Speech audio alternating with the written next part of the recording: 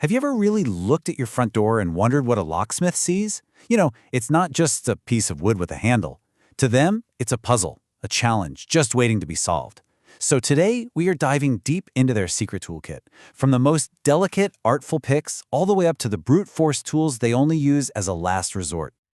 Ugh, that horrible sinking feeling when you hear the click and realize your keys are on the other side. We've all been there, right?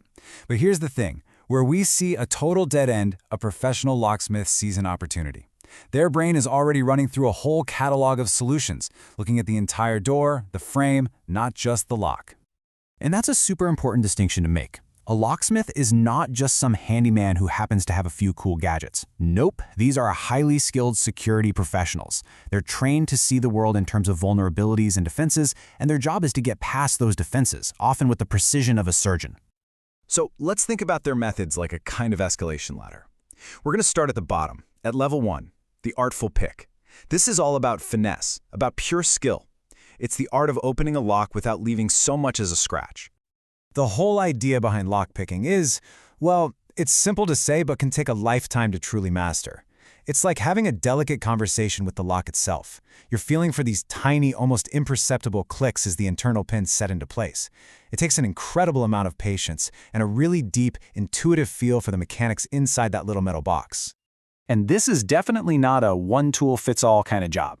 I mean, just look at a locksmith's kit. It's a library of solutions for a world of different locks. You've got your hook picks for that careful one-pin-at-a-time work. Then you have reek picks for a much faster, almost scrubbing motion on simpler locks. But see that last one, the tension wrench?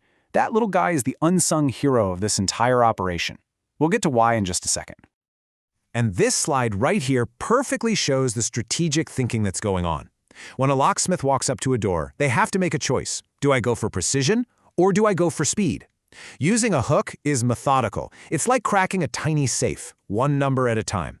Using a rake, on the other hand, is a much faster, more aggressive approach, but it really only works on certain types of locks. The tool they choose tells you everything about their assessment of the challenge. Okay, so here it is, the secret weapon. No matter what kind of pick you're using, it is absolutely useless without a tension wrench. This little tool applies just a tiny bit of turning pressure on the lock cylinder, and what that does is create a microscopic ledge. It's called the shear line. As the pick lifts the pins, that ledge is what catches them and holds them in place. Without exactly the right tension, the pins would just fall right back down. It is truly the heart and soul of lockpicking.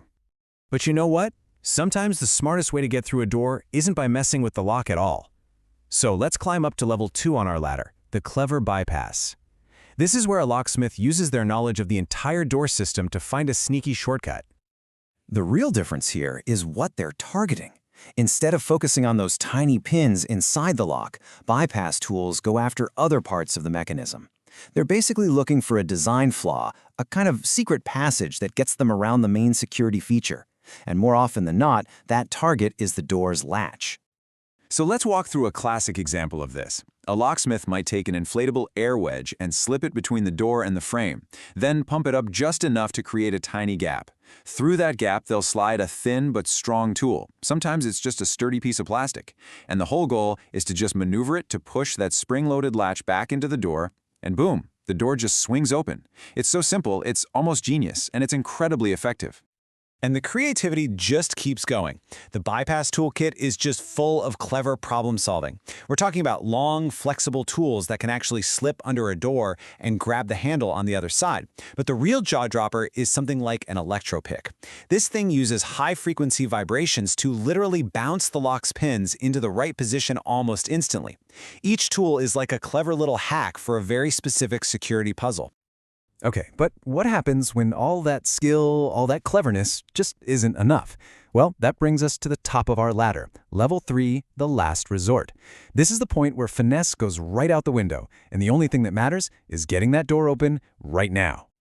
Believe me, no professional wants to get to this point, but sometimes it's completely unavoidable. Maybe there's an emergency, or they're up against a really high security lock that's literally designed to be unpickable. Or maybe the lock itself is just broken or damaged beyond repair. In those cases, destructive entry becomes the only option left on the table.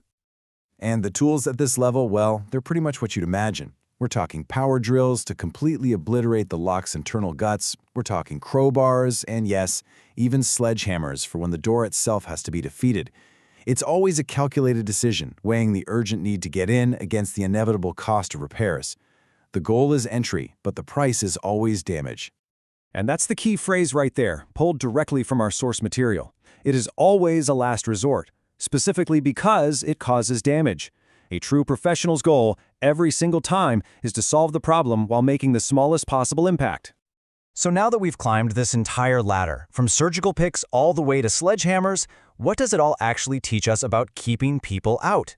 Let's pivot now to what might be the most important part of this whole explainer, your key to security. And this really is where it all clicks into place. Every single tool, every technique we've just looked at is a lesson in vulnerability. Once you understand how a professional can get past the lock, you can start to think like they do. And that's how you make smarter choices to really secure your own home. So, what can you actually do? Well, it all starts with the lock.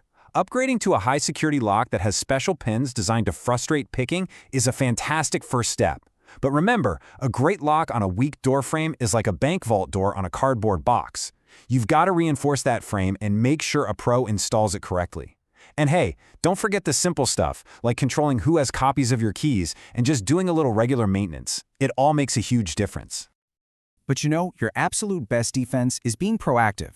Don't wait until you're locked out. Call a professional locksmith and ask for a security consultation.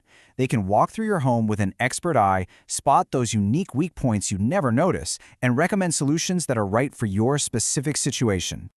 So I'm going to leave you with this question.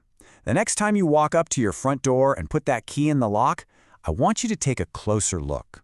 Now that you've seen the tools of the trade, ask yourself, is my lock just a minor inconvenience, a simple puzzle for someone who knows what they're doing, or have I actually built a real fortress?